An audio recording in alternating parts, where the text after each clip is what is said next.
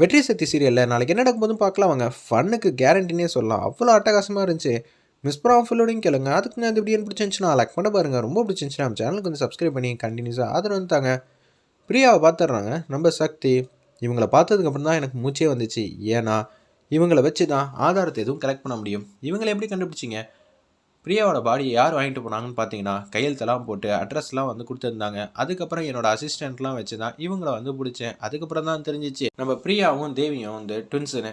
அப்படி இருக்கும்போது இந்த சந்தர்ப்பத்தை சரியாக பயன்படுத்திக்கிட்டா நம்ம ஈஸியாக வந்து பூஜா கிட்டேருந்து எல்லா விதமான ஆதாரத்தையும் நம்ம வாங்கிடலாம். ஸ்பீக்கர் வச்சு ரெக்கார்ட் பண்ணுங்கிற மாதிரி அதடியாக வந்து பேசிகிட்டு இருக்காங்க அந்த இடத்துல. சூப்பருங்க, நீங்கள் சூப்பராக ப்ரில்லியண்ட்டாக மூவ் பண்ணிட்டீங்க. பூஜாவே அவ்வளோ டெக்னிக்கலாக யோசிக்கும் போது நான் வந்து கிரிமினல் லாயர், நான் எந்த அளவு யோசிக்கணும். எனக்கு டஃப் தர மாதிரி பூஜா மாதிரி ஏகப்பட்ட பேர் இருக்காங்க. ஆனால் பூஜாவை நான் இந்த கேஸில் தோக்கடிக்காம விட மாட்டேன். உங்கள் ஹஸ்பண்டை நான் ஈஸியாக வந்து காப்பாற்றிடுவேங்கிற மாதிரி அதிரடியாக வந்து பேசுகிறாங்க அந்த இடத்துல. நம்ம சக்தி வேற லெவலில் மாசா இருந்துச்சுன்னே சொல்லலாம் அந்த சீன்லாம். பிரியாவோட தங்கச்சி தேவி வந்து பேச்ச ஆரம்பிக்கிறாங்க.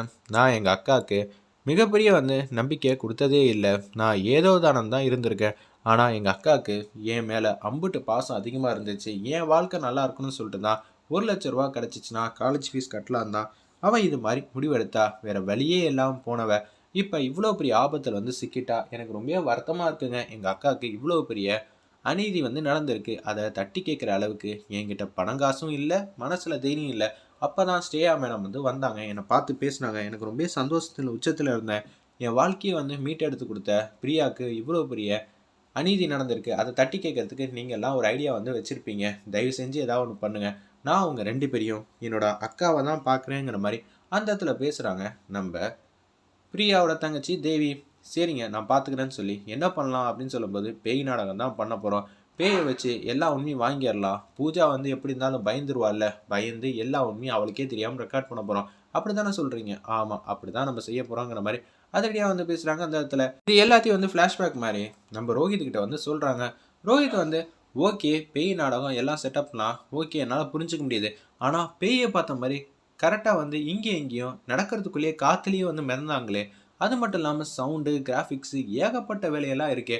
இது ஒன்றும் பிரம்மாண்டமான பட்ஜெட் இல்லைப்பா, சிம்பிள் பட்ஜெட் தான். இது எல்லாத்துக்கும் காரணம் வந்து திரியணும். இன்னொரு பக்கம் கிரியும் தான். அவங்களோட மாயாஜாலத்துக்கு கீழே தான் இது எல்லாமே நடந்துச்சு. வீல் சேர் மேலே இவங்க வந்து நின்னாங்க. அதில் வந்து வீல் சேரை வந்து நவுத்தி நவுத்தி விட்டாங்க. திரியணும் கிரியும் சவுண்ட் எஃபெக்ட் பண்ணுறதா இருக்கட்டும், புகை மூட்டை வரதா இருக்கட்டும், அப்புறம் கண்ணுக்கு நேராக வந்துட்டு போகிறது, அது லைட்டை அணைச்சி போட்டு மாயாஜால வித்தையெல்லாம் செமையாக வந்து பண்ணியிருந்தாங்க. அவங்க 2 பேர் வராங்க. இது எல்லாத்துக்கும் காரணம் நாங்கள் தான். எப்படி கிராஃபிக்ஸில் வந்து பிச்சு உதறிட்டோமா, நாங்கள் படித்ததே இது மாதிரி மாயாஜால வேலையெல்லாம் ஏகப்பட்ட இதெல்லாம் தெரியும்ல அப்படின்னு சொல்லிடுறாங்க அந்த இடத்துல. ஓ, டெக்னாலஜியில் ஸ்ட்ராங்காப்பா, இது நாள் வரைக்கும் தெரியாது. அண்ணன் கூட இருந்தனால என்ன நினச்சிங்க, அண்ணனுக்கும் இதெல்லாம் தெரியும், இருந்தாலும் டச்சு விட்டு போச்சு அப்படின்னு சொல்லிட்டு சமாளிச்சுக்கிட்டு இருக்காங்க அந்த இடத்துல திணியனும் நம்ம கிரியும். சரி இப்போ அடுத்தது என்ன பண்ணலாம் நீங்கள் சொல்லுங்கள் சிஸ்டர். இருப்பின்னு எனக்கு சில பல இதெல்லாம் நம்பிக்கையே இல்லை. என் மனைவி இது மாதிரிலாம் தப்பு பண்ணியிருப்பாளான்னு எனக்கு சந்தேகமாக தான் இருக்குது. ஆனால் சக்தி சிஸ்டர் வந்து என்றைக்குமே வந்து பொய் சொல்ல மாட்டாங்க. அவங்க இதில் எப்போது உண்மையும் சத்தியமும் நேர்மையும் இருக்குன்னு நான் நம்புகிறேன். இந்த விஷயத்துலையும் அப்படி தான் இருக்குது. பூஜாக்கா நான் என்ன வேணாலும் செய்யலான்னு இருந்தேன். ஆனால் பூஜா வந்து இவ்வளோ கிரிமினலாக வந்து வேலை பார்த்துருந்தானா எனக்கே வந்து பயமாக தான் இருக்குது. அவளை உள்ள தூக்கி வச்சுருவோம். கூடிய சீக்கிரம் அவளை வெளியில் கொண்டு வரதுக்கு என்னென்ன செய்யணுமோ செய்யறேன். இல்லாட்டி உள்ளே வந்து அவள் தான் தப்பு பண்ணியிருந்தான்னு தெரிஞ்சிருந்தா தண்டனை வாங்கிட்டு வரட்டும். அதுக்கப்புறம் எதுவாக இருந்தாலும் பார்த்துக்கலாம். முதல்ல வெற்றியை வந்து காப்பாற்றணும். அதுக்கு நம்ம என்ன வேணாலும் செய்யலாங்கிற மாதிரி சொல்லிட்டு இருக்காங்க. ஒரு வாட்டிக்கு 4 வாட்டி சொல்லுங்கள் நீங்கள் யார் பக்கம்னு. பூஜா பக்கம் இருந்தீங்கன்னா தயவு செஞ்சு இப்பயே சொல்லிடுங்க, எந்த பிரச்சனையும் இல்லை. ஒரு வாட்டி 2 வாட்டி நல்லாவே யோசிங்க அப்படின்னு சொல்லும்போது யோசிக்கிறாங்க அந்த இடத்துல நம்ம ரோஹித். ஒன்றா வந்து திங்க் பண்ணி பார்க்குறாங்க. எனக்கு எல்லாமே தெளிவாக தெரிஞ்சிச்சு. எனக்கு இப்போதைக்கு நீங்கள் தான் முக்கியம் அப்படின்னு சொல்லிடுறாங்க. பரவாயில்ல, இப்போயாவது நீங்கள் அதிரடியாக முடிவெடுத்தீங்களே, அது வரைக்கும் சந்தோஷம்தான். மாயாஜாலம்லாம் பண்ண போகிறோம். அதுக்கு உங்கள் உதவி இல்லாமல் எங்களால் பண்ண முடியாது. நீங்கள் அந்த ரூமில் வந்து இருக்கிறப்ப தான் நாங்கள் மாயாஜாலத்தை ஸ்டார்ட் பண்ண போகிறோம் அப்படின்னு சொல்லும்போது கேஷுவலாக வந்து புக்கு படிக்கிற மாதிரி உட்காந்துட்டு இருக்காங்க பூஜா ரூமில். ஜன்னல் வழியாக நம்ம சக்தியும் பிரியாவோட தங்கச்சி தேவியும் வந்து பார்த்துக்கிட்டு இருக்காங்க அந்த இடத்துல. இவன் இவ்வளோ பெரிய கேடியாக இருக்கான்னு நமக்கு இத்தனை நாள் வரைக்கும் தெரியாமல் போச்சு. வெற்றியை வந்து பழித்திக்கணும் தான் இத்தனை நாளாக வந்து பர்ஃபார்ம் பண்ணிட்டு இருந்தாலும் வச்சே இது தெரியாமல் போச்சேங்கிற மாதிரி ரோஹித் வந்து மனசில் வந்து நினச்சிட்டு இருக்காங்க. கூடிய சீக்கிரம் ஆதாரத்தை எல்லாத்தையும் கலெக்ட் பண்ணி உன்னை எந்த இடத்துக்கு அனுப்பணுமோ அந்த இடத்துக்கு வந்து அனுப்பிச்சி வைக்காமல் நான் விடமாட்டேங்கிற மாதிரி தான் ரோஹித் வந்து யோசிச்சுட்டு இருக்காங்க. ஒரு பக்கம் என்னடா மைண்ட் வாய்ஸில் என்ன இத்தனை நாளாக நம்மளை வந்து கிச்சன்லேயும் சோபாலையும் தூங்க வச்சா நம்ம ரூம் பக்கமே வர முடியாமல் இருந்துச்சு. ஆனால் இப்போ ரூம் பக்கத்துலேயே வந்து வச்சுருக்காளேன்னு தானே யோசிக்கிறேன். இவ ரொம்ப கொடுமைக்காரியாக வந்து இருக்காளேன்னு தானே திங்க் பண்ணுறேன். நான் அப்படியெல்லாம் யோசிக்கவே இல்லை. டேய் எனக்கு பாம்பு காதுடா, நீ என்ன நினைப்ப ஏது நினைப்ப எந்த மாதிரி நேரத்தில் எப்படி எப்படிலாம் நினைப்பேன்னு எனக்கு நல்லாவே தெரியும், என்கிட்டேருந்து உன்னால் தப்பிக்கவே முடியாது அப்படின்னு சொல்லிடுறாங்க. என்னம்மா அது, நான் உங்ககிட்ட வம்பு வழக்கு எதுவும் வச்சுக்கிட்டேன்னா? நான் மாட்டும் அமைதியாக தானே இருக்கேன், எனக்கு எந்த பிரச்சனையும் இல்லை, நான் அப்படி நினைக்கவே இல்லை. டேய் உண்மையை சொல்கிறா. ஆமாம் நான் அப்படி தான் நினச்சேன். ஏன் இப்போ மட்டும் என்ன உனக்கு பிடிச்சிருக்கா, என்ன எது எனக்கு தெரியாமல் தடுமாற்றத்தில் தான் இருக்கேங்கிற மாதிரி அந்த இடத்துல ரோஹித் சொல்லி சமாளிச்சுக்கிட்டு இருக்காங்க. வேறு லெவலில் இருந்துச்சுன்னே சொல்லலாம் அந்த சீன்லாம். ஒரு பக்கம் உச்சக்கட்ட கோவத்தில் பிரியா என்னை ஏண்டி இது மாதிரிலாம் பண்ண அப்படின்னு சொல்கிறாங்க. அந்த இடத்துல திருப்பி ஜன்னலை சாத்திடுறாங்க. நமக்கு மட்டும்தான் கேட்டிருக்கா இல்லை எதுவும் பார்க்குறானான்னு சொல்லும்போது அப்படியே பார்த்துக்கிட்டு இருக்காங்க. அந்த இடத்துல நம்ம ரோஹித் மட்டும் படிக்கிற மாதிரி இருக்காங்க.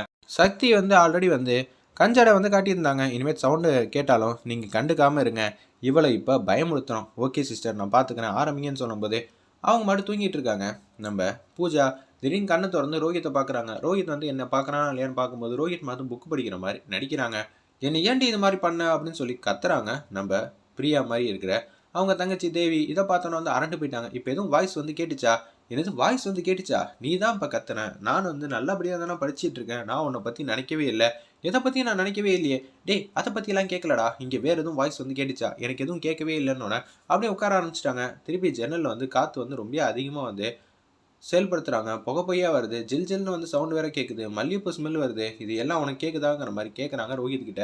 நம்ம பூஜா என்ன பூஜா என்ன ஆச்சு, உனக்கு மல்லிகைப்பூ வேணும்னா சொல்லு நான் வாங்கிட்டு வரேன், அதை விட்டு நீ இப்படியெல்லாம் பேசிக்கிட்டு இருக்க, அப்படியெல்லாம் ஒன்றும் இல்லை பேசாமல் இரு அப்படின்னு சொல்லும்போது என்னை ஏன்டி இப்படி பாடாகப்படுத்தின அப்படின்னு சொல்லி சவுண்டு கேட்குறாங்க. அந்த இடத்துல நம்ம பிரியாவோட தங்கச்சி தேவி இதை கேட்டேன்னு அரண்டு போயிட்டாங்க. பூஜா இப்போ சவுண்டு கிடிச்சா உனக்கு தான் பாம்பு காதுன்னு சொன்னேன், நான் மனசில் நினைக்கிறது பேய் பிசாசு பூரா பள்ளி என்ன நினச்சாலும் உனக்கு தான் கேட்டுருமே அப்படின்னு சொல்லும்போது நம்ம பால்லே நமக்கே 6 அடிக்கிறானே, இப்போ என்ன பண்ணுறது? அம்மா தாயே நான் எதுவுமே உன்கிட்ட கேட்கலப்பா, கொஞ்ச நேரம் அமைதியாக இருப்பா அப்படின்னு சொல்லும்போது இப்போ என்ன பண்ணலாம் அப்படின்னு சொல்லி யோசிக்கும்போது சின்னதாக மைண்ட் செட் பண்ணி வச்சுருக்காங்க. அந்த இடத்துல நம்ம ரோஹித் நினச்சி பார்க்குறாங்க. அதாவது ஆல்ரெடி ஏகப்பட்ட ஸ்பீக்கர் எல்லாத்தையும் சக்தி கொடுத்துருக்காங்க. இந்த ரூமுக்கு பூஜா வரத்துக்கு முன்னாடி அது எல்லாத்தையும் ஆக்டிவேட் பண்ணி வச்சுருக்காங்க. அங்கேருந்து சில ஸ்பீக்கர்லேருந்து சவுண்டும் கேட்டு பயமுடுத்துது. சில ஸ்பீக்கர் இருக்கிற எல்லா விஷயத்தையும் ரெக்கார்ட் பண்ணுறதுக்காக வச்சுருக்காங்க போல இருக்கு. அந்த இடத்துல பிரியா வந்துட்டாங்க. பிரியா தங்கச்சி தேவி மட்டும் ரோஹித் உள்ள நேரம் உட்காந்துருந்தாங்களே அந்த புக்கை வச்சுட்டு உட்காந்துட்டு இருக்காங்க. அவங்க உரும்ப ஆரம்பிச்சிட்டாங்க. ரெஸ்ட் ரூமில் ஒழிஞ்சிக்கிறாங்க. அந்த இடத்துல நம்ம ரோஹித்து பிரியா உரும்பினோட யாராம உரும்புறதுன்னு சொல்லி இவ்வளோ நேரம் தூங்கிட்டு இருந்த பூஜா திரும்பி பார்த்தா ஐயோ பிரியா அப்படின்னு சொல்லிட்டு ஏய் என்னை ஏண்டி இது மாதிரி கொன்ன அப்படின்னு சொல்லி சவுண்டு கொடுக்குறாங்க. அந்த இடத்துல உடனே கண்ணை மூடிட்டு ஆன்னு கத்துறாங்க. அந்த இடத்துல பூஜா செம்ம காமெடியாக இருந்துச்சுன்னே சொல்லலாம்.